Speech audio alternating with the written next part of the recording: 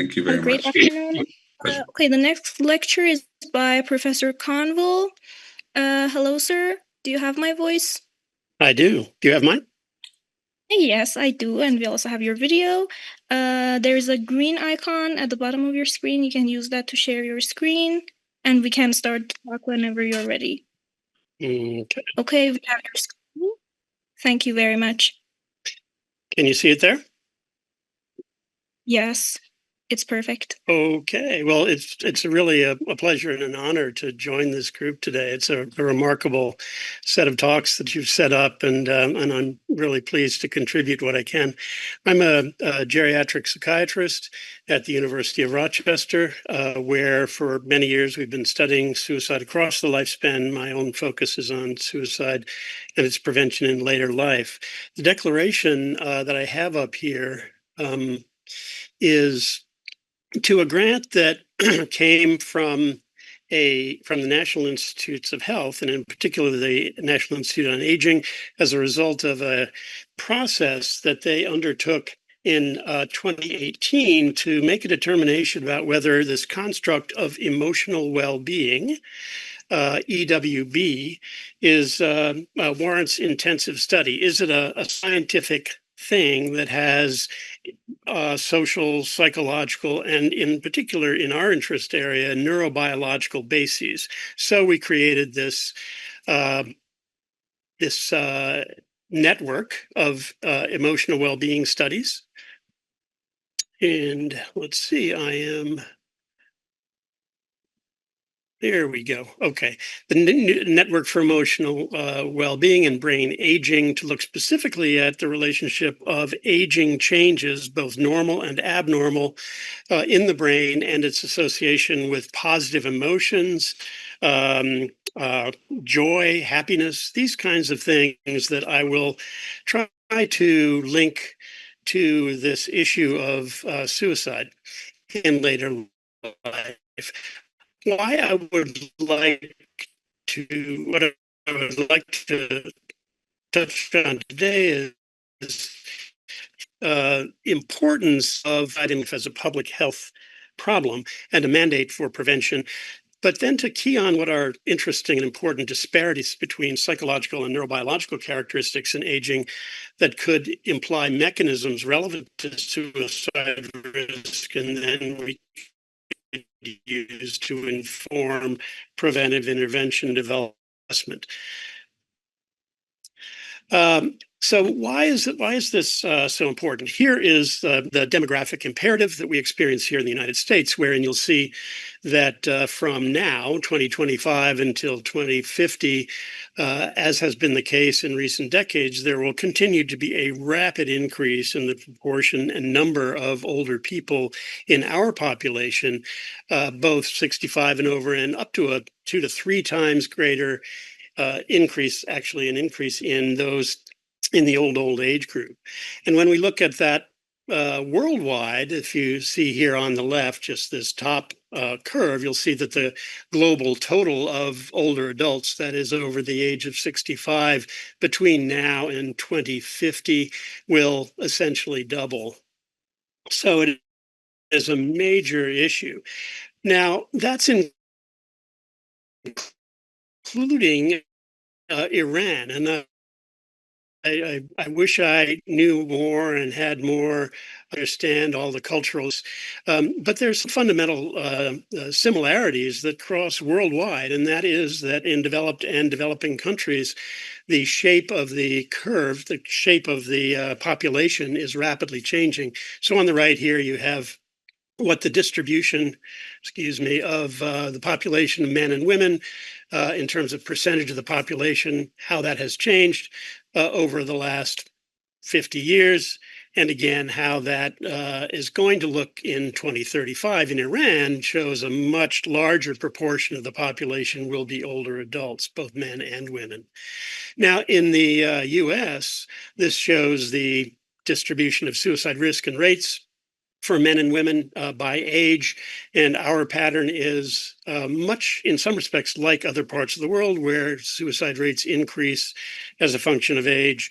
In the US, it's unusual in the sense that that is only for men. Among women, the highest rates are in midlife.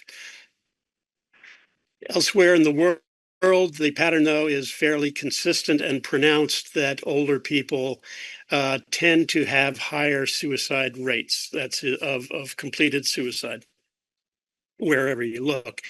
Again, Iran is a little bit different in that currently the proportion of or the rates of suicide are highest in, as I understand it, younger and middle-aged people and lower in older adults.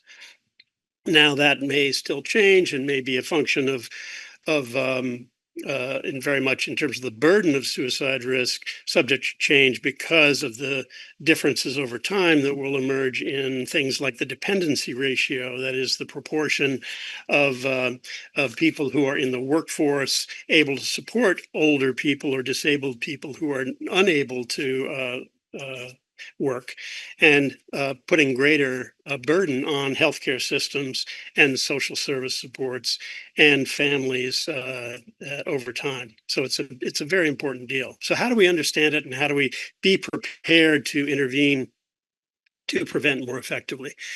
And it starts with an understanding of um, drivers of suicide and the mechanisms that are behind them.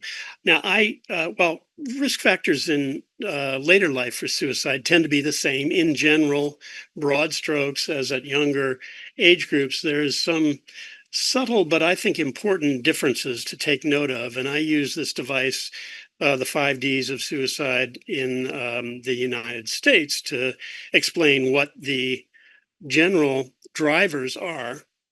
And very simply, they are depression, but psychiatric illness in general.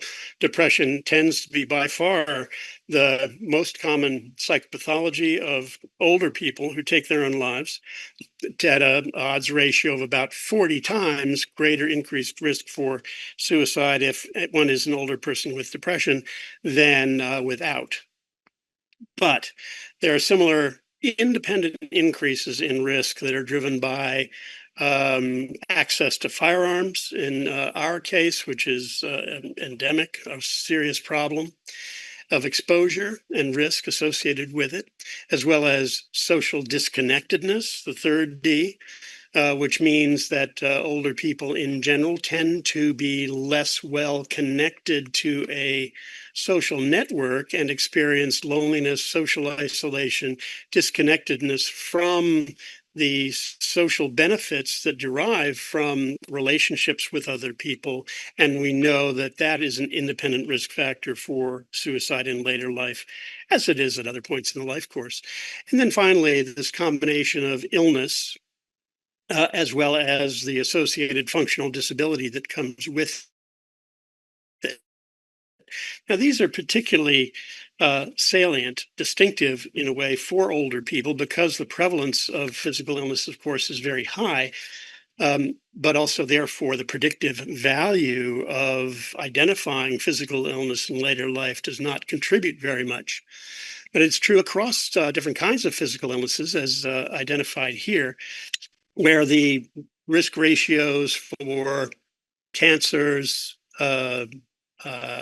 COPD, ischemia, heart disease, lung disease, and also degenerative neurological conditions are about 2 times greater risk. So not large, but in the older adult population where these conditions are so prevalent, it becomes a really important thing for us to understand the nature of and scope of contribution to suicide risk.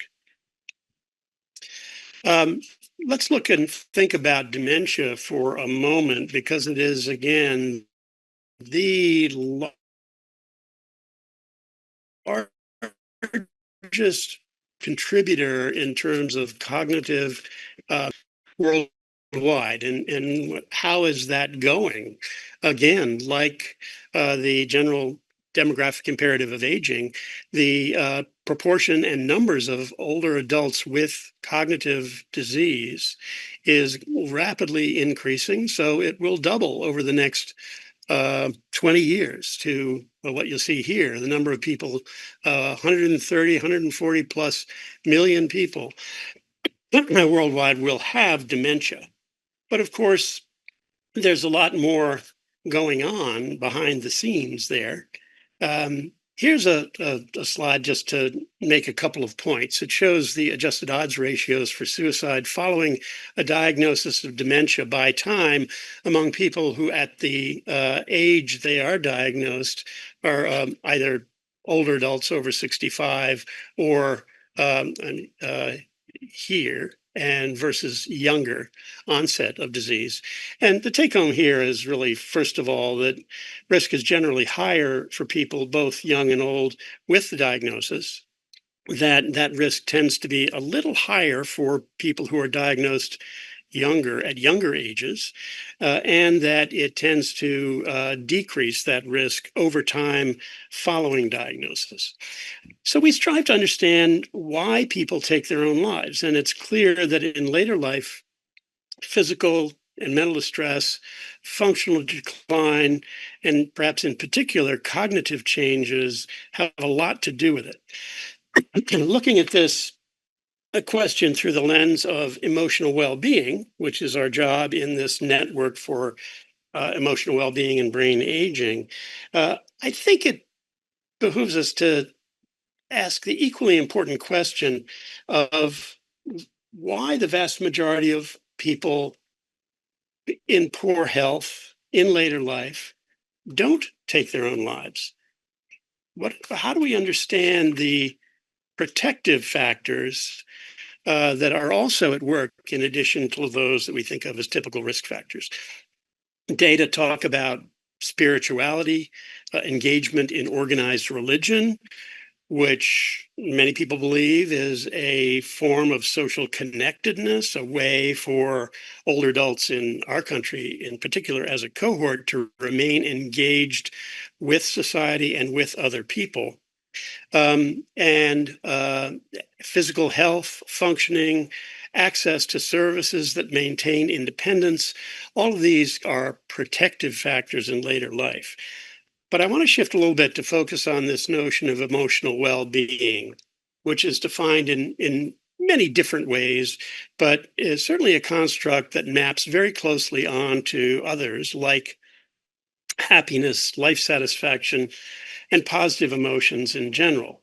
So this is where EWB, as I will call it, comes in as a relevant, potentially important factor for suicide prevention, especially as an age-related, neurobiologically determined characteristics of aging. Emotional well-being, happiness, sort of it's a no-brainer, right? That doesn't go with a decision in a distressed older person to take their own lives. But that doesn't mean it's not meaningful. I think we need to shift our focus to look very carefully at it. And this is based on what's been called the paradox of well-being or the paradox of aging. And it's fascinating. I think it's very important, and I think it's underappreciated that while aging is accompanied by an increase in comorbidity of chronic diseases, disability is always the case if you live long enough. Reduced levels of functioning, losses socially, psychologically, physically, and mental health problems are common. But older adults' perceptions of their own health and well-being are generally higher than one would expect, uh, given that burden of illness. And this is Carstenson's work. This has been replicated again and again over time and across the world, that as people age, you see here on the left, their relative reporting of positive emotional experiences, well-being, increases as they age uh, through older age, and then tends to drop a bit in the old age group. There is this similar steady increase in emotional stability observed as a function of age over time. And Carstensen has shown that despite all the worry that many of us had about the impact of the COVID pandemic, the threat, the required social isolation, that nonetheless these patterns continued cross-sectionally when one looked at emotions, negative and positive, in younger, middle-aged, and older people. Older people tended to retain higher degrees of positive emotions and lower levels of negative emotions during the pandemic than younger people. And the same with the intensity of emotional experiences. Older people were pretty stable, whereas for positive emotions and the intensity of negative emotions was less than for younger people, even under those circumstances. So how do we explain that? Well, there are theories of lifespan development that we are very familiar with. They're also very well accepted. There are things like Baltus's work on selective optimization and compensation, which simply says that individuals adapt to age-related changes by focusing on and improving the remaining abilities. They focus more on that which is accessible to them and to which they do well in order to compensate for declines and thereby maintain well-being. Also very influential has been Carstenson's socio-emotional selectivity theory that says as people age and perceive their remaining time as limited, they prioritize emotionally meaningful goals and experiences, become more selective in their social interactions. And then Susan Turk-Charles and colleagues sort of took that to the next level and said, well, that's true up until this later stage when it tends to curve off. And that's probably a function of the fact that older people do accrue more stress vulnerability over time, and that's reflected in physiological reactivity. And therefore, she would argue that if we can understand and manage physiological reactivity as a biological characteristic of aging, we may be able to improve the long-term health and well-being of older people. So let me go back to come to the basics of the aging brain. And what we see, and this is from the work of Mattson and colleagues, is that during aging, there are regular, predictable cellular changes in the brain that indicate compromised bioenergetics. And this happens in a lot of different ways and domains. These are make impaired cognitive function, adaptive neuroplasticity, and resilience diminish. There are aberrant neuronal network activities and dysregulation of calcium homeostasis, accrual of oxidatively modified molecules, organelles, inflammation, and so on. All of this predisposes the older brain to Parkinson's disease, Alzheimer's disease, stroke, other neurocognitive challenges. But that tends to happen regularly. It's a process of normal aging. And when we think about dementia, it tends to unfold in a progressive manner here over time. That the level of impairment in certain of those biological functions, like amyloid accumulation in the brain, which is seen in normal older people, synaptic dysfunction up to a certain extent, and so on, can be representative of preclinical Alzheimer's disease, or it can be a function of normal aging. So even though other changes can occur during this time, including compromise of systems and neural circuitry that help maintain emotion regulation and well-being, even in the place of biopsychosocial challenges. That's the paradox. We need to understand something about how that happens to be able to characterize the maintenance of well-being in the face of normal, typical, or even early unrecognized abnormal brain function. So here, just a couple of examples of this. I won't be able to go into detail, but let me name a few. The work by Mather and colleagues referenced here, and you can look into this further by referencing these in the slides. They show this again, apparent paradox. In that case, people who have low heart rate variability, which is a sign of parasympathetic tone, typically have low emotional well-being. This is known. Higher sympathetic activity is associated with stress, anxiety, depression, and with age, sympathetic activity increases while parasympathetic activity and heart rate variability decrease. Again, the paradox. Even though that's the case, with age, emotional experience tends to maintain or even improve. Why does older adults' emotional well being not decline as their heart rate variability decreases? And I will skip over this, just demonstrating the age differences in sympathetic and parasympathetic function from older to younger people. And what we have here is a demonstration that there is this interaction between age and affective experience that uh, is indicative of how there is a protective effect of older people against the experience of negative emotions and towards the positive and experience and neutral experience of affective challenges. So, how do we understand that, and how can we leverage that knowledge to capture whatever that secret sauce is for older people that in general is protective? If we could get that and learn how to intervene on it to maintain it or optimize it, we posit that we can reduce suicide rates and risk in older people even further. A second example is the work of Kokobun, and I'll move rapidly ahead here, which is just about the same kind of notion, but it moves beyond peripheral physiology to central neural circuits and how they relate to happiness in older adulthood. Happiness increases or stays stable with age. It's associated with a range of gray matter volumetric measures. It decreases gray matter metrics volume decrease with age. And again, the paradox. If that's the case, weaker brains, why does the sense of happiness not decline?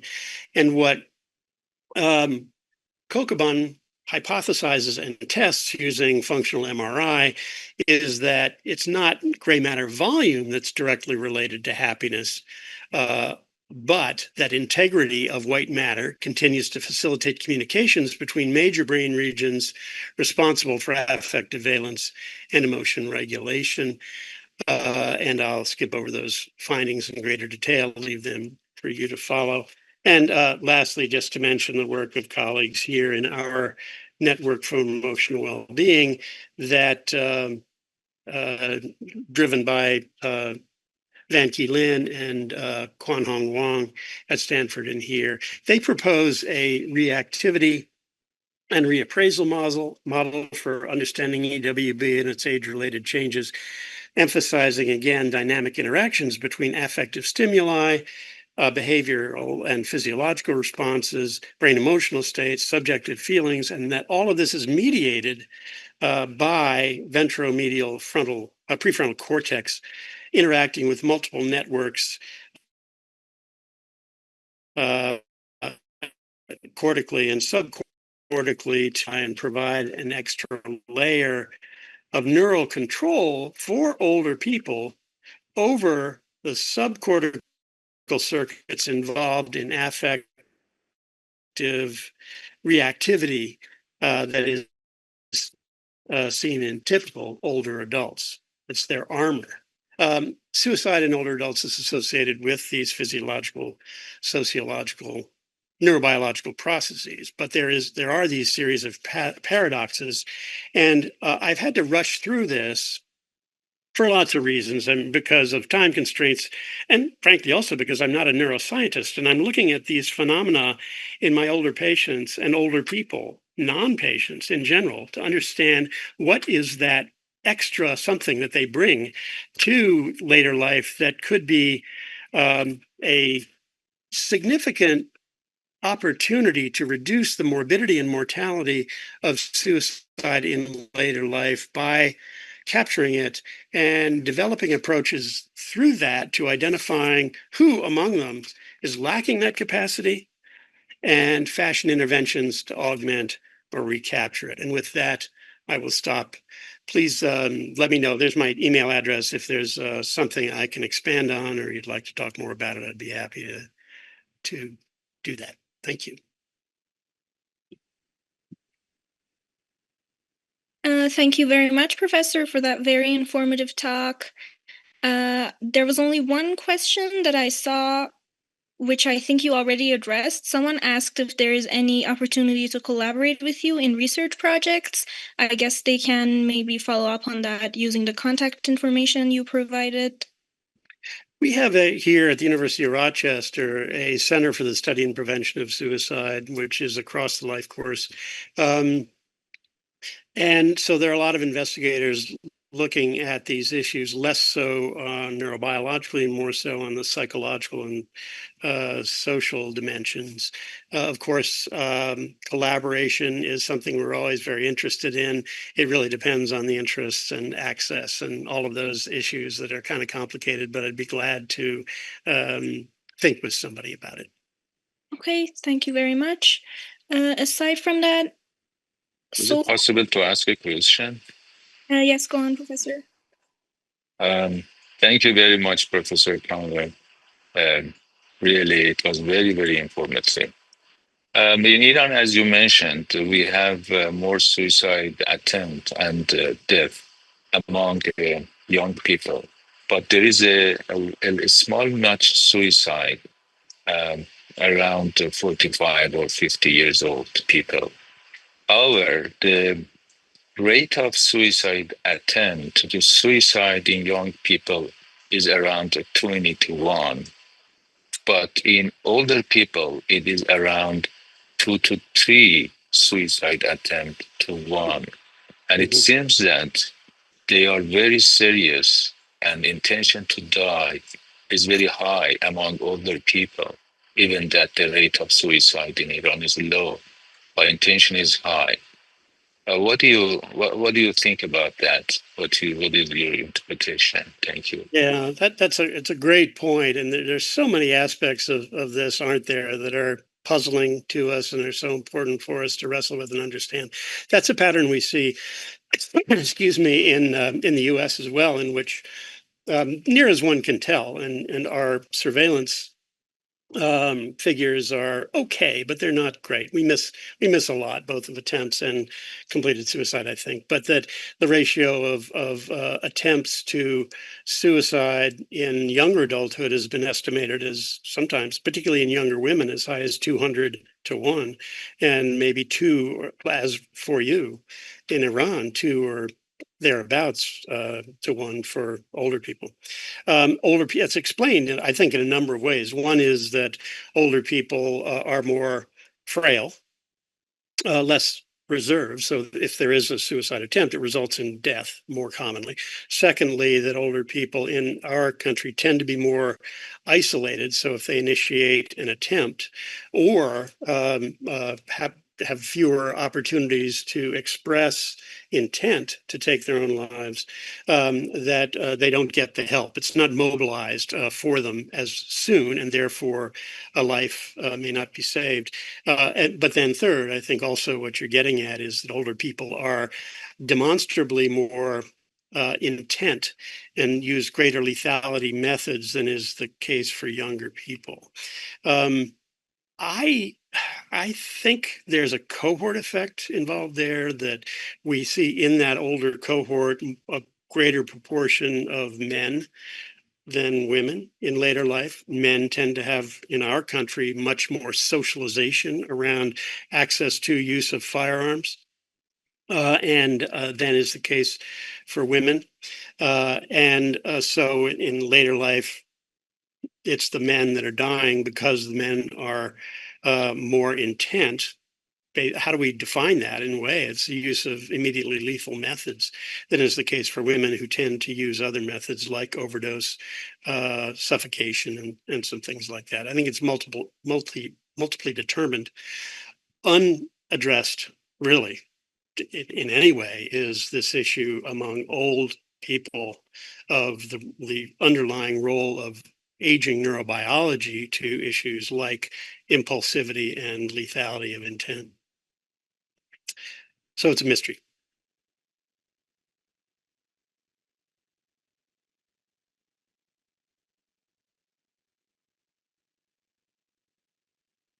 Thank you so much. Thank you for the question.